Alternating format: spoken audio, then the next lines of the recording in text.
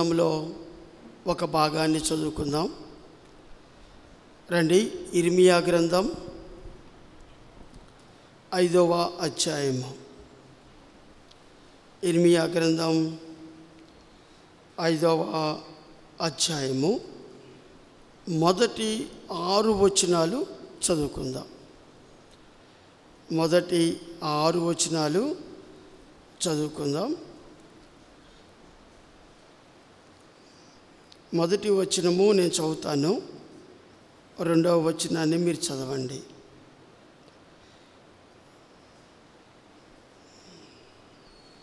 యెరూషలేము వీధుల్లో అటు ఇటు పరిగెత్తుతూ చూచి తెలుసుకొనిడి, దాని రాజు వీధుల్లో విచారణ చేయడి, న్యాయము జరిగించు నమ్మకముగా నుండు ఎత్తించున్న ఒకడు మీకు కనపడిన ఎడల నేను దానిని క్షమించుదును.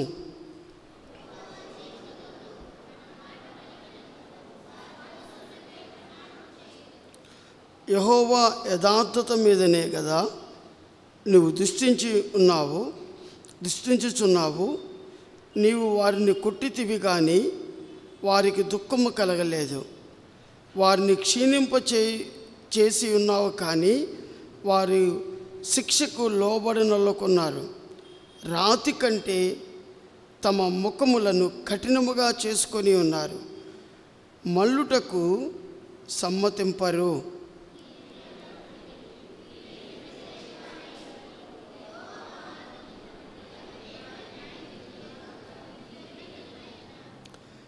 గనులైన వారి యొద్దకు పోయేదను, వారితో మాట్లాడేదను. వారి యెహోవా మార్గమును తమ దేవుని న్యాయవిధిని ఎరిగిన వారై ఉందురు కదా అని నేను అనుకుంటుని. అయితే ఒకడు తప్పకుండా వారు కాడిని విరిచిన వారు కాను, కట్లను తెంపుకున్న వారుగాను ఉన్నారు.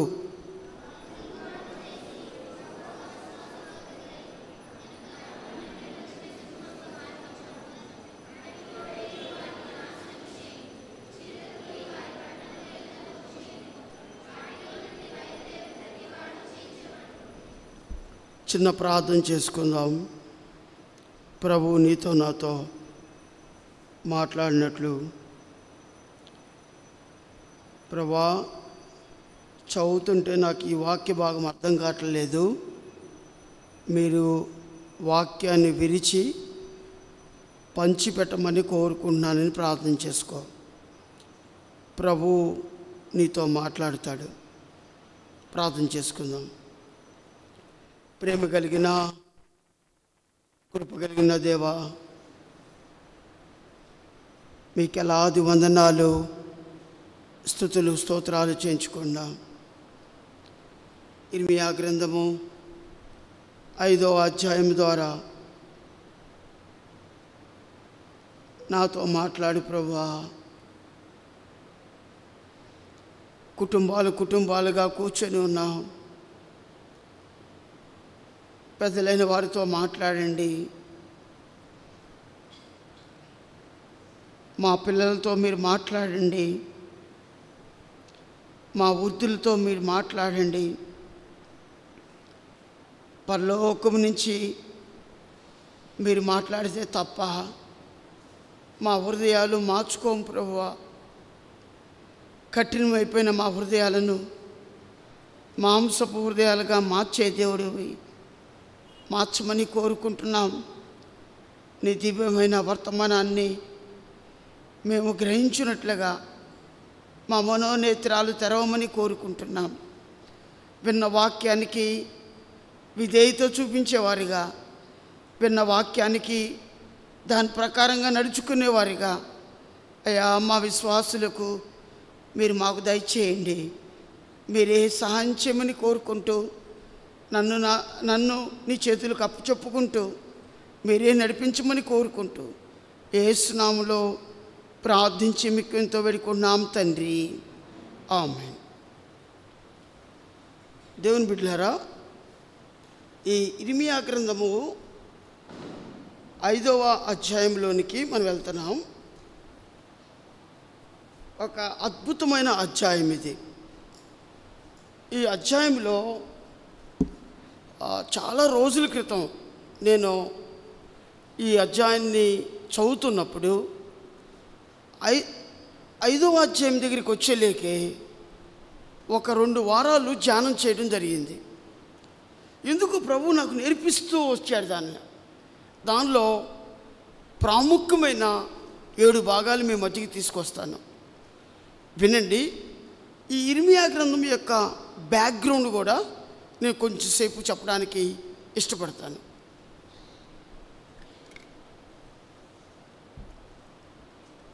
ఈ ఇర్మియా గ్రంథాన్ని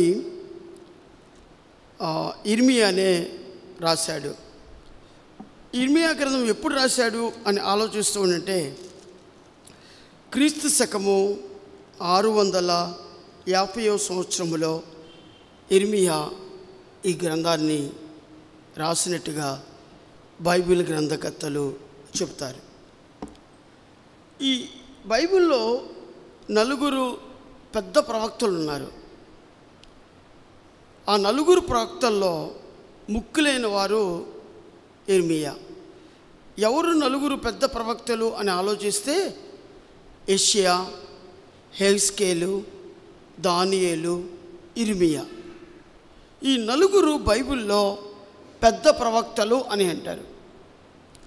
ఇర్మియా అనే మాటకు అర్థం ఏంటంటే యెహోవా స్థాపించును, యెహోవా స్థిరపరచును. ఇర్మియా అనే మాటకు అర్థం ఏంటంటే యెహోవా స్థాపించును, యెహోవా స్థిరపరచును. ఇర్మియా యొక్క బ్యాక్గ్రౌండ్ మనం చూస్తే చూడండి. ఇర్మియా గ్రంథం 1వ అధ్యాయము 1వ వచనము. బెన్యామీను దేశమందలి అనాతోతులో కాపురమున్న యాజకుల్లో ఒకడై హిల్కీయా కుమారుడైన ఇర్మియా వాక్యములు. మీరు ఆలోచించండి. ఈ కాలంలో ఇర్మియా కాలంలో అంటే వాళ్ళ తండ్రి హిల్కీయా కాలంలో నెబుకద్నెజరు రాజు వచ్చి యెరూషలేముని ముట్టడి చేశాడు, దాన్ని లోబర్చుకున్నాడు. చాలామంది బానిసలుగా వెళ్ళిపోయారు బబులోను దేశానికి. కొంతమంది శేషించిన వారు ఆ దేశంలో నివాసం చేస్తున్నారు, యెరూషలేములో నివాసం చేస్తున్నారు. ఈ యెరూషలేములో నివాసం చేస్తున్న సమయంలో హిల్కీయా కూడా అక్కడ ఉన్నాడు. ఎక్కడున్నాడంటే యెరూషలేము నుండి 2 కోసుల దూరం అని అంటాడు బైబిల్ గ్రంథకర్తలు. 2 కోసులు అంటే 4 మైళ్ళ దూరంలో. యెరూషలేము నుండి 4 మైళ్ళ దూరంలో ఒక ఊరు ఉంది. ఆ ఊరి పేరేంటి? అనాతోతు. అనాతోతు యొక్క ఊరిలో ఇర్మియా యొక్క తండ్రి హిల్కీయా. హిల్కీయా అనే మాటకు అర్థమైందంటే యెహోవా నా సాక్ష్యము. ఇర్మియా యొక్క తండ్రి పేరు ఏం పేరంటే హిల్కీయా. హిల్కీయా అనే మాటకు అర్థం ఏంటంటే యెహోవా నా సాక్ష్యము. కాబట్టి హిల్కీయా ఈ అనాతోతులో నివాసం చేస్తూ ఉంటాడు. అక్కడ ఇర్మియా పుడతాడు, పెరిగి పెద్దవాడు అవుతూ ఉంటాడు. ఈ హిల్కీయా చేసే పని ఏంటంటే యాజకత్వం. ఆ రోజుల్లో ప్రత్యక్ష గుడారములో యాజకత్వం చేస్తూ ఉండేవాడు హిల్కీయా. ఈ యాజకత్వం పని చేసేటప్పుడు హిల్కీయా చాలా భయపడేవాడు, కంగారు పడిపోయేవాడు. ప్రభువా, నాకు బిడ్డనిచ్చావు, ఆ ప్రత్యక్ష గుడారంలోనికి అతి పరిశుద్ధ స్థలంలోకి వెళ్ళాలంటే సంవత్సరానికి ఒకసారి వెళ్ళాలి. ప్రభువా, అక్కడికి వెళితే నేను తిరిగి వస్తానో నాకు తెలీదు, నేను ఎంత పరిశుద్ధంగా ఉన్నానో నాకు తెలీదు అని ఈ ప్రత్యక్ష గుడారంలోనికి వెళ్ళబోయే ముందు ఆవరణములో బలిపీఠం దగ్గర ఏడుస్తూ ఉండేవాడు హిల్కీయా. కన్నీటితో ఏడుస్తూ ఉండేవాడు. ఆ కన్నీటితో ఏడుస్తున్నప్పుడు తన కుమారుడైన ఇర్మియా చూస్తూ ఉండేవాడు. వాళ్ళ నాన్నగారితో పాటు మోకరించేవాడు, వాళ్ళ నాన్నగారితో పాటు సహాయం చేస్తూ ఉండేవాడు. ప్రత్యక్ష గుడారానికి అవసరమైన ఆ యాజకత్వం చేసేటప్పుడు అవసరమైన వస్తువులను అందిస్తూ ఉండేవాడు ఇర్మియా. అయితే ఇర్మియా తన తండ్రి యొక్క కన్నీరుని చూస్తూ ఉండేవాడు. ఇక్కడ ఒక నిమిషం ఆగుతాను. నా ప్రియమైనటువంటి విశ్వాసులారా, నీ ప్రార్థనా జీవితము, నీ పరిశుద్ధమైన జీవితము, దేవుని ఇంటిలో పరిచారం చేసే జీవితము నీ బిడ్డలు చూస్తున్నారా? నీ పరిశుద్ధమైన జీవితము నీ బిడ్డలు చూస్తున్నారా? నీ కన్నీటి అయిన జీవితము నీ బిడ్డలు చూస్తున్నారా? ఇంకా నేను చెప్తాను, బ్యాక్గ్రౌండ్ వినండి. చదివినప్పుడు నా కన్నీరు ఆగలేదు. పెద్దవాడైపోయినాడు. యవ్వన కాలం యొక్క స్థితిలో ఇర్మియా వచ్చాడు. దేవుడు ఏం చేస్తాడంటే, హిల్కీయా నీ కుమారుడు ఎక్కడా అంటాడు. ఇదిగో ప్రభా ఉన్నాడు, వాడిని పంపించు అన్నాడు. ఇర్మియా దేవుడు యెరూషలేములో ఒక పెద్ద కొండ మీద తీసుకెళ్తాడు. ఆ కొండ మీదకి తీసుకెళ్ళి యెరూషలేము యొక్క స్థితిని చూపిస్తాడు. యెరూషలేములో ఉన్న పాపాన్ని చూపిస్తాడు. యెరూషలేములో ఉన్న వ్యభిచారాన్ని చూపిస్తాడు. యెరూషలేములో చుట్టుపక్కల జరుగుతున్న భయంకరమైన పాపాన్ని ఇర్మియాకి దేవుడు చూపిస్తాడు. చూపించినప్పుడు ఇర్మియా ఆ పాపాన్ని చూసినప్పుడు, ఆ పరిస్థితులు చూసినప్పుడు, ఆ దుర్మార్గతను చూసినప్పుడు, ఆ విశ్వాసఘాతాన్ని చూసినప్పుడు, నమ్మకంగా మోసం చేసే వ్యక్తులు చూసినప్పుడు ఇర్మియా ఏడుస్తాడు, పెద్దగా ఏడుస్తాడు. ప్రభువా, నేను దీన్ని చూడలేను ప్రభువా, నన్ను ఇక్కడి నుంచి తీసుకెళ్ళు అని అంటాడు. అవును, నేను తీసుకెళ్తాను, కానీ ఇర్మియా ఎందుకు ఇంత ఏడుస్తున్నావు? ఈ ఏడుపు ఎక్కడ నేర్చుకున్నావు? ఎక్కడ నేర్చుకున్నావు ఇర్మియా అని దేవుడు అడిగాడంట. అయ్యా, అనాథోతులో నా తండ్రి ఉన్నాడు. నా తండ్రి యాజకత్వం చేస్తున్నప్పుడు అతడు ఎంత పశ్చాత్తాపడేవాడో. ఆ కన్నీరు నా మీద వచ్చింది. ఆ కన్నీటిలో నుంచి కొట్టుకుని వచ్చిన నీ దైవ సేవకున్నయ్యా, నేనే ఇర్మియాని. నా తండ్రి దగ్గర నేర్చుకున్న ఆ కన్నీటి రోదన, ఆ వేదన, అది దేవుడు, దేవా నువ్వే నా హృదయంలో ఆ భారాన్ని, ఆ బాధ్యతని నాకు అనుగ్రహించావు. ఒక విషయం చెప్పనా ప్రభువా, నా తండ్రి ఎన్నడూ కూడా నీకు విరోధమైన పాపం ఎన్నడూ చేయలేదు. అందుకని పాపం చూసినప్పుడు తట్టుకోలేకపోయాను. లోకంలో ప్రజలు చూసినప్పుడు తట్టుకోలేకపోయాను. నశించిపోయే ఆత్మలు చూస్తున్నప్పుడు, నరకానికి వెళ్తున్న ప్రజలు చూసినప్పుడు తట్టుకోలేకపోయాను. అందుకనే నేను ఏడ్చాను ప్రభువా, నా కన్నీరు ఏరులే పారుతుంది ప్రభువా అని దేవునికి సమాధానం చెప్పాడంట. అందుకనే బైబిల్లో అతని పేరు ఏం పేరు పెట్టి తెలుసా? ఇర్మియాకి కన్నీటి ప్రవక్త, ఏడ్చే ప్రవక్త, రోదన ప్రవక్త అని పేరు పెట్టడం జరిగింది. This is the background of ఇర్మియా. ఇర్మియా యొక్క జీవితంలో యొక్క బ్యాక్గ్రౌండ్ అది. ఇప్పుడు ఇర్మియా గ్రంథాన్ని ఇర్మియా రాశాడు. ఈ ఇర్మియా 5వ అధ్యాయంలో ఒక మాట రాస్తున్నాడు. 5వ అధ్యాయంలో అద్భుతమైన అధ్యాయము. నేను కొన్ని అవుట్లైన్స్ చెప్తాను, మీరు ఇంటికి వెళ్ళి ధ్యానం కూడా చేయండి. ఈ అధ్యాయానికి ఏం పేరంటే విశ్వాసఘాతుకులు.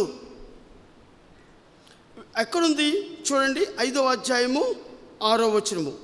వారు తిరుగుబాటు చేసి బహుగా విశ్వాసఘాతుకులైరి.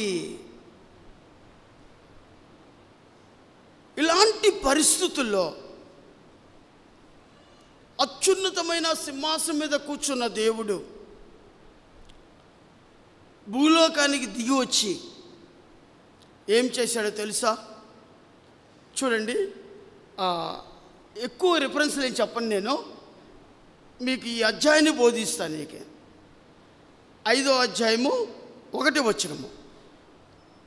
యెరూషలేము వీధుల్లో అటు ఇటు పరిగెత్తుచు చూచి తెలుసుకొనిడి, దాని రాజవీధుల్లో విచారణ చేయడి, న్యాయం జరిగించుచు నమ్మకముగా నుండి ఎత్తినిచ్చున్న ఒకడు మీకు కనపడినలా నేను దానిని క్షమించదను. దేవుడు పరిగెత్తునంట. God still running. ఎందుకు దేవుడు పరిగెత్తున్నాడు? ఎందుకు దేవుడు పరిగెత్తున్నాడు? అందుకు మళ్ళీ చదువుతున్నాను. అందుకని వాక్యాన్ని చదవండి.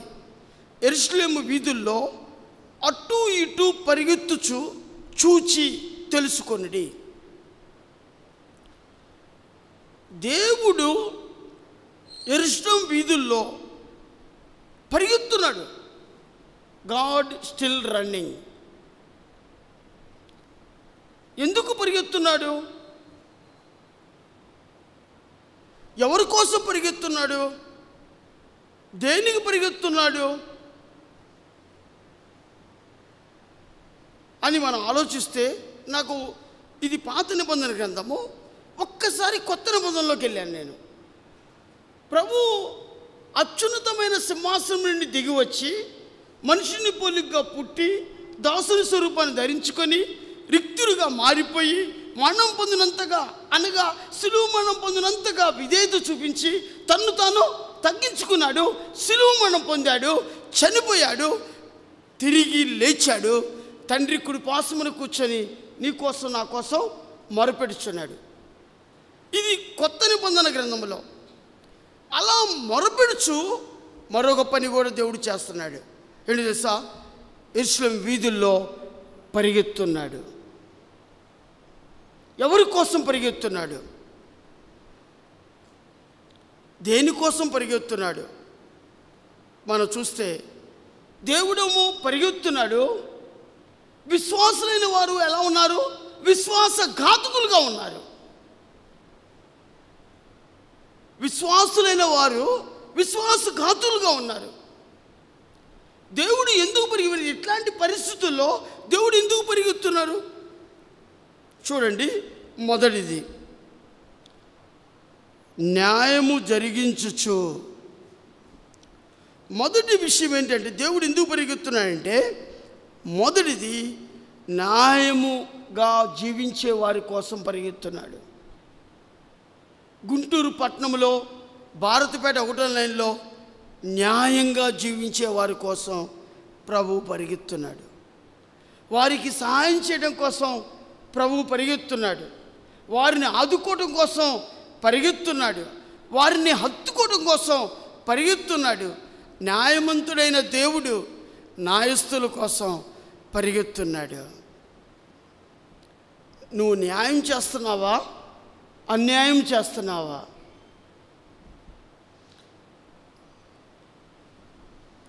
ఎంతకాలము నీ జీవితంలో ఇతర ఎడల అన్యాయం చేస్తూ జీవిస్తావు?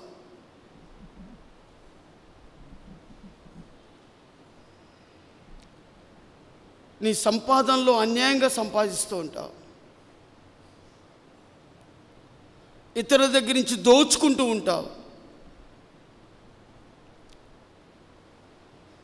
ఉద్యోగంలో కూడా అన్యాయంగా లంచాలు తీసుకుంటూ ఉంటావు. వాళ్ళు నేను కట్టలేను బాబు, నా వల్ల కాదు అని అన్నా కూడా, వాళ్ళు దండం పెడుతున్నా కూడా చాలాసార్లు నేను కొన్ని ఆఫీసులో చూస్తూ ఉంటాను, పీడిచ్చి తీసుకోవడానికి ప్రయత్నం చేస్తుంటారు.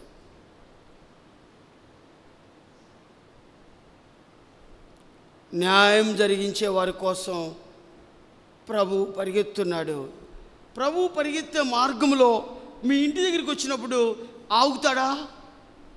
ఇదిగో నాకు ఒక విశ్వాసుల కుటుంబం దొరికింది, న్యాయంగా చేసే కుటుంబం దొరికింది, ఈ కుటుంబంలోకి నేను వస్తాను, వీళ్ళకి న్యాయం చేకూరుస్తాను, నా కోసం సత్యంగా నిలబడ్డారు, నా కోసం న్యాయంగా నిలబడ్డారు, వీరి కోసం నేను నిలబడతాను, ఆగుతాను, అటు ఇటు తిరగను నేను.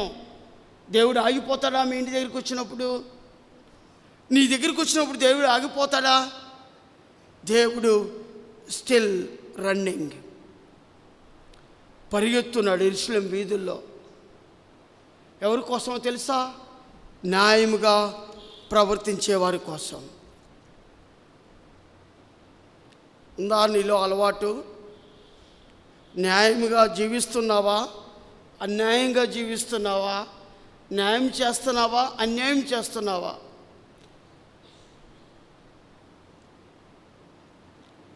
అనేక చోట్ల మనము పెద్ద పెద్ద పనులు, లంచము లాంటి అంత తీసుకోకపోయినా చిన్న చిన్న అంగడిలో, అంగడి అంటే కొట్టులో అన్యాయం చేస్తాం. మార్కెట్లో కొనే దగ్గర అన్యాయం చేస్తూ ఉంటాం. దేవుడు న్యాయం జరిగించే వారి కోసం, న్యాయంగా జీవించే వారి కోసం దేవుడు అటు ఇటు పరిగెత్తున్నాడు. పాపం అలసిపోతున్నాడేమో, పరిగెత్తి పరిగెత్తి పరిగెత్తి ఎవరు దొరక్క అలసిపోతున్నాడేమో. నువ్వెందుకు ఆపకూడదు? ప్రభువా కాసేపు రెస్ట్ తీసుకో మా ఇంట్లో, ప్రభువా కాసేపు మాతో పాటు ఉండు అని నువ్వెందుకు ఆపకూడదు? నీ దగ్గర రెస్ట్ తీసుకోవాలంటే, నా దగ్గర రెస్ట్ తీసుకోవాలంటే దేవుడు మన జీవితంలో కోరుకునేది న్యాయముగా జీవిస్తున్నావా లేదా? అన్యాయంగా చేస్తున్నావా? మీ వ్యాపారాలలో అన్యాయం చేస్తున్నావా? అన్యాయంగా డబ్బు సంపాదిస్తున్నావా? దేవునికి వ్యతిరేకమైన పనులు చేస్తున్నావా? న్యాయం జరిగించే వారి కోసం దేవుడు పరిగెత్తున్నాడు. ప్రభువా నేను న్యాయం జరిగించలేదు, ఇదిగో ప్రభువు వల్ల మన మధ్య ఉన్నది, సరిచేసుకో, చక్కబెట్టుకో, పశ్చాత్తాపడు ప్రభు సన్నిధిలో. ఇక నుంచి, ఈ రోజు నుంచి నేను న్యాయంగా ప్రవర్తిస్తాను ప్రభువా. క్రీస్తు శరీరం మన దగ్గర ఉంది, ఆయన రక్తము మన దగ్గర ఉంది. కడుక్కోవడానికి ఇష్టపడతావా? ఇర్మియా యెరూషలేము యొక్క వీధుల్లో అలా చూసినప్పుడు ఒక్కళ్ళు కూడా న్యాయం జరిగించేవాళ్ళు కనపడలేదంట. అందుకని ఇర్మియాని ఒక గ్రంథకర్త ఇలా రాశాడు, బైబిల్ గ్రంథకర్త. మీ దగ్గర డేక్స్ బైబిల్ ఉంటే, విల్లింగ్టన్ బైబిల్ స్టడీ ఉంటే బైబిల్ బుక్ అమ్ముతారు దాన్ని. ఆ బుక్లో ఉంది ఈ మాట. ఏమని తెలుసా? న్యాయము నీ జీవితంలో లేకపోతే ప్రభు పాదాల మీద పడి పశ్చాత్తాపడు.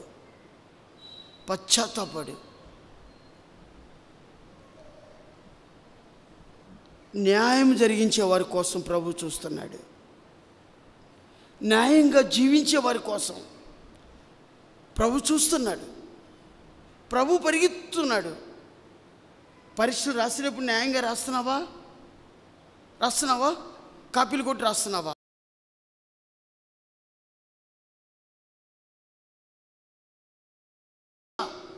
చేసే ఉద్యోగంలో న్యాయంగా చేస్తున్నావా?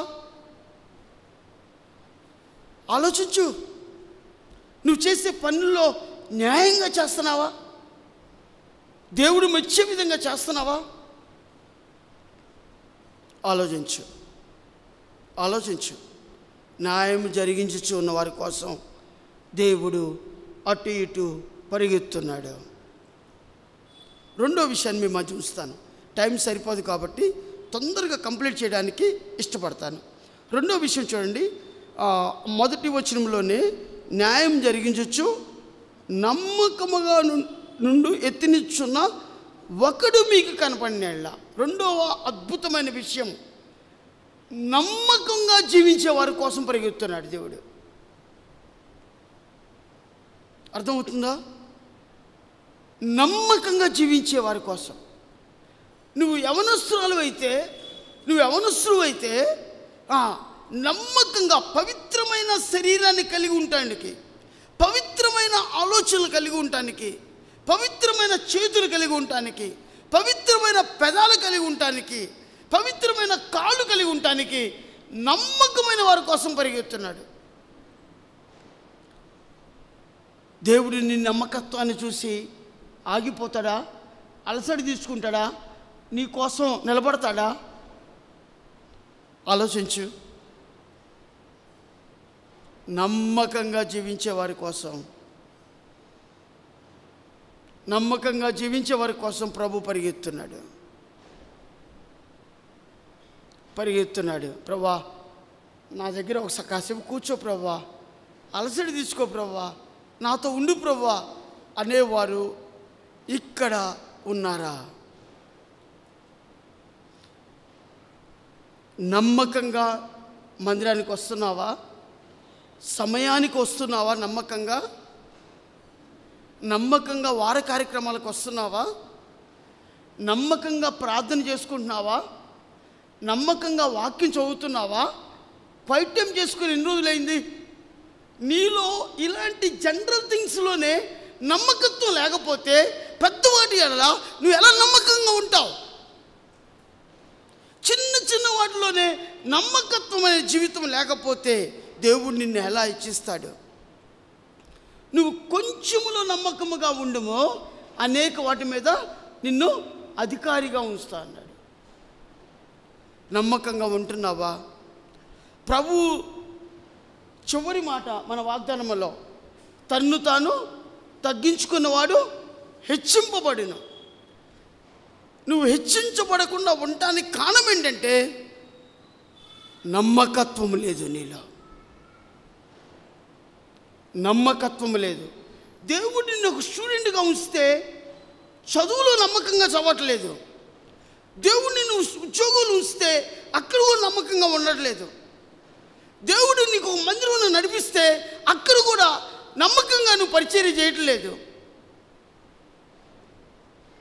కొంచెం అన్న ప్రభు ఇంటిలో పరిచర్య చేయడానికి, నమ్మకంగా పనిచేయడానికి ఎప్పుడన్నా ఇష్టపడ్డావా? దేవుడు still running. God is still running. మొదటిది న్యాయం జరిగించే వారి కోసం పరిగెత్తున్నాడు. నెంబర్ 2 నమ్మకస్తుల కోసం పరిగెత్తున్నాడు. నెంబర్ 3 మూడవది చూడండి. మూడవది అద్భుతమైన విషయం మీతో చెప్తున్నాను. 3వ వచనము, యెహోవా యథార్థత మీదనే కదా నువ్వు దృష్టించుచున్నావు. 3వ అద్భుతమైన మాట అంటే యథార్థమైన జీవితం. ఎవరైతే యథార్థంగా జీవిస్తున్నారో వారి కోసం ప్రభు పరిగెత్తున్నాడు. యథార్థంగా జీవించే వారి కోసం. నీ మాటల్లో యథార్థత ఉందా? భార్య దగ్గర యథార్థంగా జీవిస్తున్నావా? భర్త దగ్గర యథార్థంగా జీవిస్తున్నావా? నీ యథార్థత నీ పిల్లలు చూస్తున్నారా? మీ పిల్లలు నేర్చుకుంటున్నారా? యథార్థంగా జీవించే వారి కోసం ప్రభు పరిగెత్తున్నారు. యథార్థంగా జీవించే వారి కుటుంబం కోసం దేవుడు పరిగెత్తున్నాడు. ఇటు అటు పరిగెత్తున్నాడు. అలసిపోతున్నాడు. యెరూషలేము వీధుల్లో దేవుడు అలసిపోతున్నాడు. ఎందుకు అలసిపోతున్నాడు తెలుసా? నీలో నాలో యథార్థత లేదు. ప్రవర్తనలో యథార్థత లేదు. మనం చేసే ఉద్యోగంలో యథార్థత లేదు. ప్రార్థనలో యథార్థత లేదు. సాక్ష్య జీవితంలో యథార్థత లేదు. నీ పనుల్లో యథార్థత లేదు. యథార్థంగా ప్రవర్తించే వారి కోసం దేవుడు పరిగెత్తు ఉన్నాడు. నీ కుటుంబం యథార్థంగా ఉందా? దేవుడు కాసేపు రెస్ట్ తీసుకోవాలని ఇష్టపడుతున్నాడు. నీ హృదయం యథార్థంగా ఉందా? తమ్ముడు, చెల్లి, ప్రియమైన విశ్వాసులారా, న్యాయం జరిగిస్తున్నారా? నమ్మకంగా ఉంటున్నారా? యథార్థమైన జీవితం మీ జీవితాల్లో ఉందా? వారి కోసం ప్రభు పాత నిబంధన గ్రంథంలో పరిగెత్తున్నాడు. ప్రభు కాసేపు నువ్వు ఎందుకు అలసివ్వలేదు? న్యాయం జరిగించి ప్రభు కాసేపు రెస్ట్ ఎందుకు ఇవ్వకూడదు? నమ్మకంగా జీవించి యథార్థంగా జీవించి ప్రభువుకి ఎందుకు రెస్ట్ ఇవ్వకూడదు? ఈ చిన్న పని చేయలేమా? నమ్మకంగా జీవించలేమా? యథార్థంగా ఉండలేమా? న్యాయం జరిగించలేమా? మన చేత కదా? ప్రభు ఆ కృపను నీ న్యాయం జరిగించాలనే ఆశ నీలో ఉంటే, నమ్మకంగా జీవించాలని ఆశ నీలో ఉంటే, యథార్థంగా జీవించాలని ఆశ నీలో ఉంటే, ప్రభు నీ దగ్గరికి వచ్చి నీకు నేర్పిడా? కసవు కూర్చొని నేర్పిడా నీకు? తమ్ముడు, చెల్లి, అమ్మా, కుమారుడా, కుమార్తె, నువ్వు నీ కోసం కూర్చుంటా, నీకు యథార్థత నేర్పిస్తా, న్యాయం నేర్పిస్తా, నమ్మకత్వాన్ని నేర్పిస్తా అని నేర్పిస్తాడు కదా. చేస్తున్నావా? ప్రభువుకి రక్షిస్తామా? యెరూషలేము వీధుల్లో అటు ఇటు పరిగెత్తున్నాడు. God still running in Jerusalem. పరిగెత్తున్నాడు, అటు ఇటు పరిగెత్తున్నాడు. న్యాయం జరిగించే వారి కోసం, యథార్థంగా జీవించే వారి కోసం. 3, నమ్మకంగా జీవించే వారి కోసం. 3 అయిపోయినాయి. 4వ విషయంలోకి నేను వెళ్తున్నాను. చూడండి, 5వ అధ్యాయము 14వ వచనము. 14వ వచనం 4వది. కావున సైన్యముల అధిపతి యెహోవా ఇలాగ సెలవిచ్చున్నాడు, వారి ఈ మాటలు పలికినందున నా వాక్యములు వారిని కాల్చున్నట్లు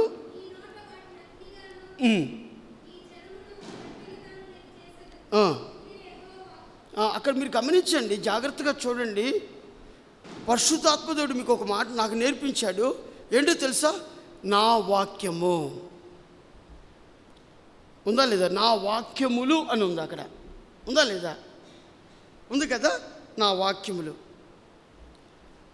దేవుడు మాట్లాడుతున్నప్పుడు వాక్యమై ఉన్న దేవుడు కదా. ఆయన శరీరధారి వచ్చాడు కదా, మనందరం నమ్ముతాం కదా. వాక్యమై ఉన్న దేవుడు నీతో మాట్లాడుతున్నప్పుడు వాక్యాన్ని అంగీకరించేవారిగా ఉంటున్నారా? మనిషిని చూసి వాక్యాన్ని అంగీకరిస్తారా? దేవుని చూసి వాక్యాన్ని అంగీకరిస్తారా? అబ్బా ఈయన అని తలపుట్టుకునే వాళ్ళు చాలామంది ఉంటారు. కాసేపు నిద్రపోయే వాళ్ళు ఉంటారు. వాక్యానికి విధేయత చూపించడానికి ఇష్టపడాల. తండ్రి అయిన దేవునికి కుమారుడైన యేసుక్రీస్తు వారు తన్ను తాను తగ్గించుకుని దాని ముందు మరణం పొందినంతగా, శిలువ మరణం పొందినంతగా విధేయత చూపించాడు. ఆ వాక్యమై ఉన్న దేవుడు మన ప్రభువైన యేసుక్రీస్తు వారికి వాక్యాన్ని, ఆయన్ని స్వీకరించావా? అంగీకరించావా? వాక్యాన్ని అంగీకరించావా? వాక్యాన్ని చదువుతున్నావా? వాక్యంలో ఉన్న సత్యాన్ని గ్రహిస్తున్నావా? దేవుడు ఎవరి కోసం పరిగెత్తున్నాడు తెలుసా? ఉదయాన్నే లేచి వాక్యాన్ని చదివేవారి కోసం. ఎవరు చదువుతారా? ఎవరు నన్ను చదువుతున్నారా? ఎవరు నన్ను వాక్యాన్ని చదువుతున్నారా అని చూస్తూ పరిగెత్తున్నాడు. ఈ ఇంట్లోనా, ఈ ఇంట్లోనా, ఆ ఇంట్లోనా అని పరిగెత్తున్నాడు. వాక్యం చదువుతున్నావా? ప్రభువు నిన్ను చూసి ఆగిపోతాడా? గూఢమైన సంగతులు నేర్పిస్తాడా? పరలోక మర్మాలను, దైవ మర్మాలను తెలియజేస్తాడా? సమయాన్ని దేవునికి ఇస్తున్నావా? Are you doing the quiet time in the daily life? ప్రతిరోజు నువ్వు క్వైట్ టైం చేసుకున్నావా? పడక దిగంగానే వాక్యాన్ని చదువుతున్నావా? వాక్యాన్ని గ్రహిస్తున్నావా? వాక్యములోని సత్యాన్ని నువ్వు గ్రహించేవారిగా ఉన్నావా? ఆలోచించండి. వాక్యం చదవడమే కాదు కానీ వాక్యానుసారంగా జీవిస్తున్నావా? వాక్యం ఏ చెబితే అది నేను చేస్తాను అన్న రోషం నీలో ఉందా? ఎందుకంటే మన దేవుడు రోషము కలిగిన దేవుడు. ఉందా? వాక్యాన్ని గ్రహించే వారి కోసం, వాక్యాన్ని చదివే వారి కోసం, వాక్యాన్ని అర్థం చేసుకునే వారి కోసం, వాక్యాన్ని సారంగా జీవించే వారి కోసం దేవుడు పరిగెత్తున్నాడు.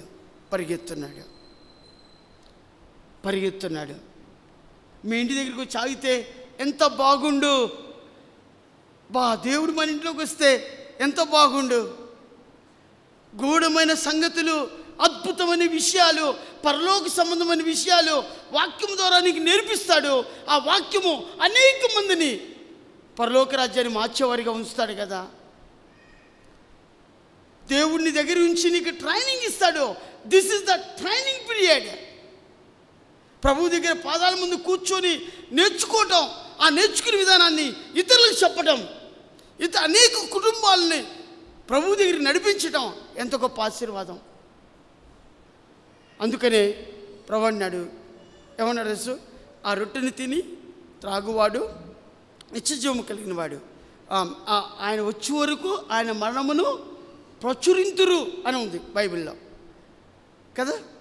నిజంగా ఏ రోజన్నా ప్రభు పళ్ళలో చేయి వేసినప్పుడు ఆయన మరణాన్ని, ఆయన పుట్టుకను, ఆయన మరణాన్ని, ఆయన పునరుద్ధానాన్ని ఎప్పుడన్నా ఎవరికన్నా ఇతరులకి బోధించేవారిగా మీరున్నారా? బోధించేవారిగా ఉన్నారా? వాక్యాన్ని బోధించేవారిగా, వాక్యాన్ని అప్పచెప్పేవారిగా, ఇతరులకి హృదయాల్లో వాక్యాన్ని నాటేవారిగా మీ బిడ్డలు ఉన్నారా? మీరున్నారా? వాక్యం చదివే వారి కోసం ప్రభు ఆగాలని దేవుడు ఇష్టపడుతున్నాడు. వాక్యాన్ని గ్రహించే వారి కోసం ప్రభు ఆగాలని దేవుడు ఇష్టపడుతున్నాడు. యెరూషలేము వీధుల్లో అటు ఇటు తిరుగుతున్నారు. 5 విషయాలు చెప్పాను. 5వ అధ్యాయంలో 5 విషయాలు చెప్పాను. 1 న్యాయముగా జీవించే వారి కోసం, నెంబర్ 2 నమ్మకంగా జీవించే వారి కోసం, నెంబర్ 3 యథార్థంగా జీవించే వారి కోసం, నెంబర్ 4 వాక్యాన్ని ధ్యానించే వారి కోసం. 4 విషయాలని. 5వ విషయం చెప్తున్నా మీకు నేను. చూడండి, 5వ అధ్యాయము 22వ వచనము.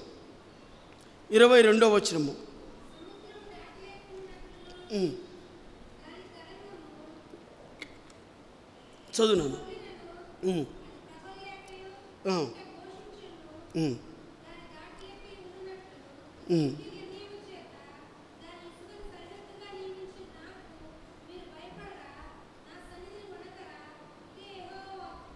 చాలమ్మా. ఇక చూడండి, ఎంత ఘోషించినను లేకయు ఉండునట్లు నిత్య నిర్ణయం చేత దానికి ఇసుకను సరిహద్దుగా నియమించిన నాకు మీరు భయపడరా? సరిహద్దు నియమించిన నాకు మీరు భయపడరా? నా సన్నిధిలో వణకరా? ఆ మాట చూడండి. సముద్రము తరంగాలు విపరీతంగా చాలా ఫాస్ట్గా వస్తాయి. ఆ సముద్రంలో జరిగిన అలజడి వలన సునామీలు వస్తాయి. ఒక్క సునామీ వస్తే మనం చూసామో, మన కాలంలో వచ్చింది. కొన్ని ప్రాంతాలు కొట్టుకుపోయినాయి. కొన్ని లక్షల మంది చనిపోయారు. అవును కదా. దాన్ని సృష్టించిన వాడు ఎవరు? మన ప్రభు అయిన యేసుక్రీస్తు వారు. ప్రభు యొక్క గొప్పతనాన్ని విన్నప్పుడు మీరు భయపడరా? ప్రభు అడుగుతున్నాడు. అంటే అర్థం ఏంటంటే, దేవుని యొక్క గొప్పతనాన్ని చూసి భయపడే వారి కోసం ప్రభువు పెరుగుతున్నాడు. దేవుని యొక్క గొప్పతనం చూసి వణికే వారి కోసం, దేవుని యొక్క గొప్పతనం చూసి తగ్గించుకునే వారి కోసం. ప్రభు నువ్వెక్కడా, నేనెక్కడయా? పెంట కుప్పలో పురుగు వంటి వాడినాయా? దుమ్ము వంటి వాడినాయా? అంతలో కనబడి అంతలో ఆవిరైపోయే పొగ వంటి వాడినాయా నేను? ప్రభు నా జీవితం ఎక్కడా, నీ జీవితం ఎక్కడా? కాబట్టి ప్రభువుకి భయపడేవారు, ప్రభు యొక్క గొప్పతనాన్ని చూసినప్పుడు భయపడేవారి కోసం దేవుడు పరిగెత్తున్నాడు. అమ్మా, నీ కుటుంబం దేవునికి భయపడుతుందా? తమ్ముడు, చెల్లి, నువ్వు దేవునికి భయపడేదానివన్నా? దేవుడంటే నీకు భయం ఉందా? వణుకుందా? దేవుని యొక్క గొప్పతనము. 5వ అద్భుతమైన విషయం ఏంటంటే, దేవుని యొక్క గొప్పతనం కోసం భయపడే వాళ్ళు ఎవరైనా ఉన్నారా? విన్నప్పుడు దేవునికి భయపడేవాళ్ళు. ఉన్నావా నువ్వు? దేవుడు నా పక్కనే ఉన్నాడు, నాతోనే ఉన్నాడు, నా హృదయంలో ఉన్నాడు, నాతో కలిసి జీవిస్తున్నాడు అని గ్రహించి దాని ప్రకారంగా జీవించి భయపడుతూ వణుకుతూ దేవుని గొప్పతనాన్ని ఇతరులకు చాటిస్తూ ఇతరులకు చూపిస్తూ ఉన్నావా నువ్వు? ఉంటే దేవుడు నీ దగ్గరికి వచ్చి అలసట తీర్చుకుంటాడు. నువ్వు అలసట తీర్చేదానివిగా ఉన్నావా? నువ్వు అలసట తీర్చేవాడివిగా ఉన్నావా? ఇంకా పరిగెత్తించేవాడిగా ఉన్నావా? యెరూషలేము వీధుల్లో ఇటు అటు పరిగెత్తునంట. God still running. ఎవరి కోసం అంటే 5 అద్భుతమైన విషయాలు విన్నారు మీరు ఇప్పుడు. 1, న్యాయం జరిగించే వారి కోసం. 2, నమ్మకంగా జీవించే వారి కోసం. 3, యథార్థంగా జీవించే వారి కోసం. 4, వాక్యాన్ని చదివే వారి కోసం. 5, దేవుని గొప్పతనాన్ని చూసి భయపడే వారి కోసం దేవుడు పరిగెత్తున్నాడు. నువ్వు చేస్తున్నావా? నీలో ఈ లక్షణాలు ఉన్నాయా? నమ్మకమైన జీవితం ఉందా? యథార్థమైన జీవితం ఉందా? న్యాయం ఉందా నీలో? వాక్యాన్ని చదువుతున్నావా? దేవుని గొప్పతనాన్ని నీ జీవితంలో నుంచి బయటికి ఒక ప్రొజెక్టర్ లాగా లోకానికి చూపిస్తున్నావా? ఇతడు క్రీస్తు బిడ్డ అని లోకం గ్రహిస్తుందా? దేవుని లక్షణాలు క్రీస్తు యేసు కలిగిన ఈ మనసును మీరును కలిగి ఉన్నావా? మన వాగ్దానమే తగ్గింపు కదా. దాంట్లో ఒక్క లక్షణం తగ్గింపులో 0.000 జీరోలు వేసుకోండి, చెప్పులకు ఓడి పెట్టండి. ఉందా? ఆలోచించండి. ఈ లక్షణాలు ఉంటే దేవుడు మీ ఇంట్లో నివాసం చేయడానికి దేవుడు ఇష్టపడుతున్నాడు. దేవుడు నీతో కలిసి జీవించడానికి ఇష్టపడుతున్నాడు. దేవుడు అలసట తీర్చడానికి ఇష్టపడుతున్నాడు. అలసట తీర్చేవారిగా ఉన్నారా? పరిగెత్తించేవారిగా షాలేము విశ్వాసులు ఉన్నారా? 5 విషయాలు చెప్పాను. 6వ విషయం చూడండి. 6వ విషయము అద్భుతమైన విషయము. 5వ అధ్యాయము చూడండి. ఇర్మియా గ్రంథం 5వ అధ్యాయము 24వ వచనము. వారు రండి,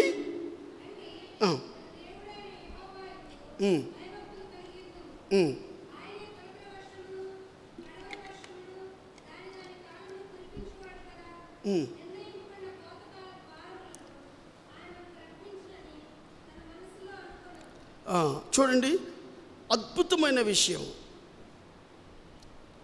5వ విషయం ఏంటంటే భయపడుట, యెహోవా యందు భయభక్తులు కలిగి జీవించుట.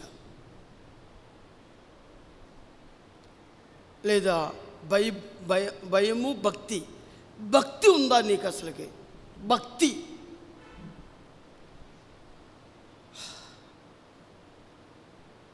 ఉందా? భక్తి ఉందా? ఒక ఆయన ఇటు రాశాడు, నేను భలే ఆశ్చర్యపడ్డాను. కొంతమందిలో అంట ఉత్తి భక్తి ఉండిద్దాడు. ఉత్త ఏమన్నా అంటే ఉత్త భక్తి ఉండిద్దంట కొంతమందిలో. వెళ్ళాలే, నామకే వస్తేకి వద్దాం, ఆ పరిశుద్ధమైన జీవితం మనకొద్దు, మనం క్రిస్టియన్ లైఫ్లో ఆ క్యాస్ట్లో మనం పుట్టాం కాబట్టి ఉత్త భక్తి. మన పితరులు చర్చికి వెళ్ళారు, మనం వెళ్తున్నాం. మా అమ్మమ్మ నాన్న చర్చికి వెళ్ళారు, మనం వెళ్తున్నాం. ఉక్త భక్తి అంటే అది. 2వది ఉడత భక్తి అంట, ఉరక భక్తి అని అంటారు దాన్ని. 3వది ఊరకైన భక్తి అంట. 4వది ఉద్రేక భక్తి అంట. ఉద్రేకం వస్తే ఆపలేదు. అబ్బో ఎంత పరిశుద్ధంగా ఉంటావో, ఆ ఉద్రేకం అంతా చల్లారిపోయిన తర్వాత మళ్ళీ పాపంలో పడిపోతావు.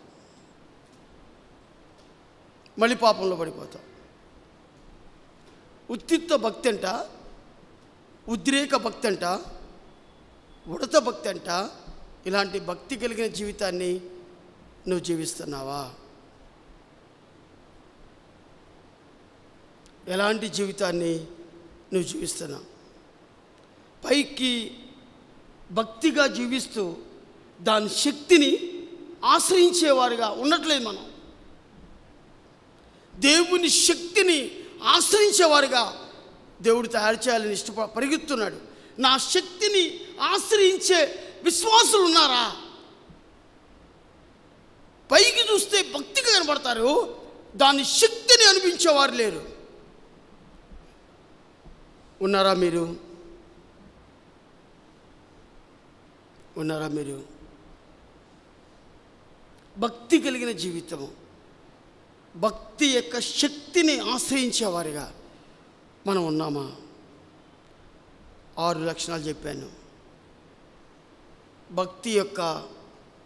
భక్తి కలిగిన జీవితాన్ని నువ్వు జీవిస్తున్నావా? 7వది చూడండి, 7వది చూడండి, 25వ వచనము. మీ దోషములు వాటి క్రమమును తప్పించేదను, మీకు మేలు కలుగుటకు మీ పాపములే, మేలు కలుగకుండా ఉండుటకు మీ పాపములే కారణము. ఇక్కడ మీరు గమనించండి, మీకు మేలు కలుగుకుండుటకు మీ పాపములే కారణము. దాని ముందు వచ్చిన చూడండి, మీ దోషములు వాటి క్రమమును తప్పించేదను. అంటే నేను ఆ ముందు వచ్చిన తీసుకోవట్లేదు, కానీ దాంట్లో ఒక మాట తీసుకుంటున్నాను. క్రమంగా జీవిస్తున్నావా? క్రమమైన జీవితం నీలో ఉందా? ఆత్మీయ క్రమం ఉందా నీలో?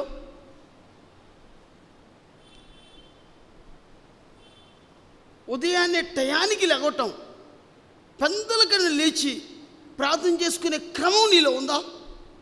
పెందలకన్నా లేచి వాక్యాన్ని చదువుకునే క్రమం నీలో ఉందా? పెందలకన్నా లేచి ప్రార్థన చేసుకునే క్రమం నీలో ఉందా?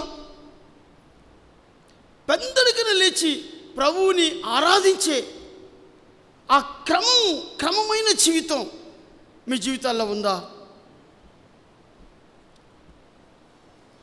ఒకప్పుడు క్రమంగా జీవించానండి, నౌ అక్రమంగా జీవిస్తున్నానండి. ఒకప్పుడు క్రమంగా జీవించావు, నౌ అక్రమంగా జీవిస్తున్నావు. దేవుడు ఇచ్చిన దర్శనము, భక్సింగ్ గారికి ఇచ్చిన అద్భుతమైన దర్శనం ఏంటి తెలుసా? ప్రతి వారం మనకు బల్ల ఉంటుంది, ప్రతి వారము బల్ల ఉంటుంది. ఆయన శరీరాన్ని, ఆయన రక్తాన్ని తాకి ముట్టుకొని పరీక్షించుకొని పరిశోధించుకునేట్టుగా ఎంత గొప్ప దర్శనం అండి అది. ఎందుకంటే ఎక్కడ క్రమాన్ని తప్పిపోతామో, ఒకవేళ క్రమాన్ని తప్పిపోతే పశ్చాత్తాపడడానికి, ఏడవడానికి, కన్నీరు కాచడానికి, మళ్ళీ సరిచేయబడడానికి, మళ్ళీ ఎక్కువ గ్యాప్ లేకుండా వారం రోజుల్లోనే మళ్ళీ తిరిగి ప్రభు సన్నిధిలోకి దగ్గరగా సహవాసంలోనికి రావటానికి, క్రమంగా జీవించడానికి ఎంత గొప్ప క్రమం అండి. సంఘానికి ఎంత మంచి క్రమాన్ని దేవుడు అనుగ్రహించాడు. ఆ క్రమాన్ని సరిగ్గా పాటిస్తున్నావా?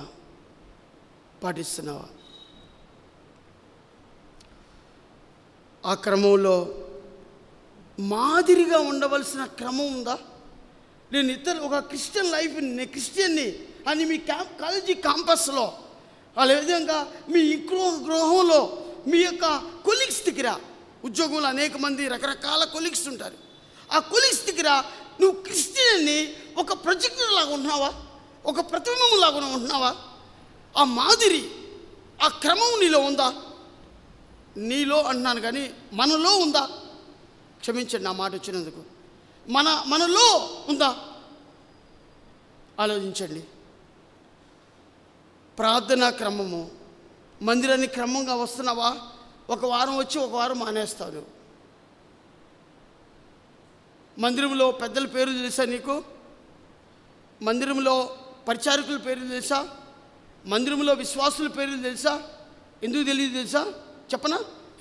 ఎందుకు తెలియదు చెప్పనా? నేను వారి గురించి ఎన్నడూ ప్రార్థన చేసే మనసు నీళ్ళు లేదు. అందుకని పలానా డానిలా ఎవరు ఎవరు ఎవరు అంటారు. కారణం ఏంటంటే ఆయన గురించి నువ్వు ఎప్పుడు ప్రార్థన చేయవు. అర్థమవుతుందా?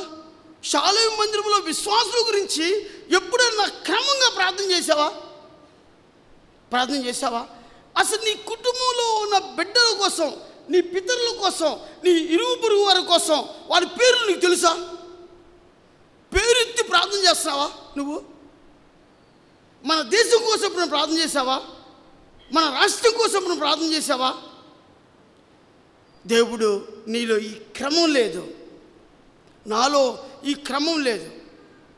ప్రార్థనా క్రమము, మందిరానికి టయానికి రాకుండా మందిరము క్రమము లేదు. మూడోది చూస్తే దైవిక క్రమము, నాలుగవ చూస్తే ఆత్మీయ క్రమము, ఐదవ చూస్తే దేవుని క్రమము మన జీవితాల్లో లేదు.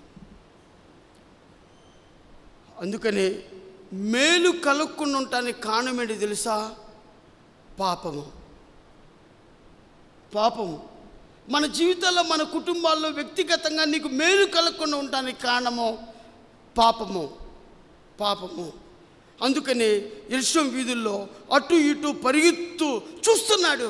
న్యాయంగా జరిగించే వారి కోసం, నమ్మకంగా ఉండేవారి కోసం, యథార్థంగా జీవించే వారి కోసం, వాక్యాన్ని చదివే వారి కోసం, భక్తి కలిగిన జీవితాన్ని జీవించే వారి కోసం, దేవుని గొప్పతనాన్ని చూసి వణికే వారి కోసం, క్రమంగా జీవించే వారి కోసం, భయభక్తులు కలిగిన వారి కోసం దేవుడు పరిగెత్తున్నాడు.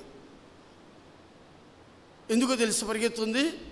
మేలు చేయాలని, నీ కుటుంబానికి మేలు చేయాలని, నీ జీవితానికి మేలు చేయాలని ప్రభు పరిగెత్తున్నాడు.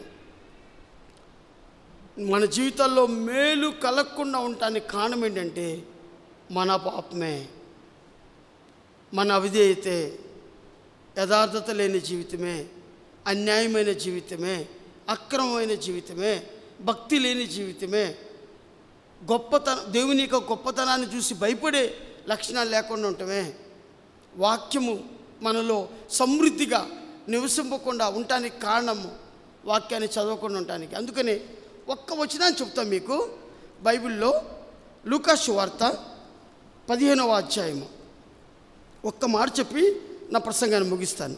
లూకా సువార్త 15వ అధ్యాయము 20వ వచనము. లూకా సువార్త. వాడు ఇంకా దూరముగా ఉన్నప్పుడు తండ్రి వాడిని చూచి కనికరపడి పరిగెత్తు వాని మన మీద పడి ముద్దు పెట్టుకొనెను. చూడండి, తప్పైన కుమారుడు. మీకు కొంచెం అర్థమయ్యే రీతిగా చెప్తాను, మీరు ఇంటికి వెళ్ళి చదువుకోండి. ఒక తండ్రికి 2 కుమారులు ఉన్నారు. చిన్న కుమారుడు ఆస్తి కావాలన్నాడు. ఒక తండ్రి ఇచ్చేశాడు, అంత సమకూర్చుకున్నాడు. దూరదేశానికి వెళ్ళిపోయాడు, దుర్వ్యాపారం చేశాడు, వేశ్యలతో తిరిగాడు. తర్వాత అదంతా ఖర్చు అయిన తర్వాత ఆకలేస్తుంది, పందుల దగ్గరికి వెళ్ళారు. ఆ పందులు పొట్టు తింటున్నాడు. తినబోతున్నప్పుడు ఆ పందులు కూడా రానిలే. అరే, మేము జంతువులు, నువ్వు మానవుడివి, ఎక్కడికి ఎందుకు వస్తున్నావు, పో అని నెట్టేసి ఉంటాయి. ఆకలితో చచ్చిపోతున్నాడు. బుద్ధి వచ్చింది, తండ్రి జ్ఞాపకం వచ్చాడు. తండ్రి కోసం వెళ్తున్నాడు. తండ్రి ఏం చేశాడంటే దూరం నుంచి చూసి, చిన్న కుమారుని చూసి పరిగెత్తుకుని పోయి అతని మెడ మీద పడి ముద్దు పెట్టుకున్నాడు. నా ప్రశ్న ఏంటంటే, చిన్న కుమారుడు ఆస్తిని తీసుకెళ్ళాడు కదా, చిన్న కుమారుడు ఆస్తిని తీసుకెళ్ళి ఎక్కడికి వెళ్ళాడు? దుర్వ్యాపారం చేశాడు, అవును కదా? దుర్వాసన రాలేదా? వేశ్యల దగ్గరికి వెళ్ళాడు, వేశ్యల వాసన రాలేదా? పందుల దగ్గరికి వెళ్ళాడు, పందుల వాసన రాలేదా? తండ్రి ప్రేమ ఎంత గొప్పదో చూడండి. తండ్రి ప్రేమ ఎంత గొప్పదంటే, ఇన్ని వాసన కంపు కొడుతున్నా దేవుడు ఏం చేశాడంటే పరిగెత్తుకుని పోయాడు. వాడు ఇంకన్నా దూరంగా ఉన్నప్పుడు పరిగెత్తుకుని పోయి మెడ మీద పెట్టినప్పుడు చెమట కంపు కొట్టలేదా?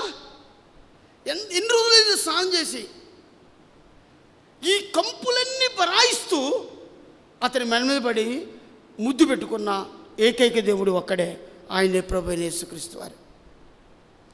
నీవు బుద్ధి తెచ్చుకొని ప్రభు దగ్గరికి వస్తే ఈరోజు న్యాయంగా జీవిస్తాను ప్రభా, యథార్థంగా జీవిస్తాను ప్రభా, వాక్యానుసారంగా జీవిస్తాను ప్రభా, ప్రభా నీ గొప్పతనాన్ని చూసి భయపడతాను ప్రభా, భయము భక్తిని కలిగి జీవిస్తాను ప్రభా, క్రమంగా జీవిస్తాను ప్రభా అని బుద్ధి తెచ్చుకొని తండ్రిని జ్ఞాపకం చేసుకుంటే నీ దగ్గరికి వస్తాడు, పరిగెత్తుకుంటూ వస్తాడు, నీ మెడ మీద పడతాడు, ముద్దు పెట్టుకుంటాడు, ఆ ప్రశస్తమైన వస్త్రాలతో అలంకరిస్తాడు, ఆయన గుర్తుగా ఉంగరాన్ని తొడిగిస్తాడు. అట్టి కృపా ప్రభు మనందరికీ దయచేయునుగాక. ఆమేన్.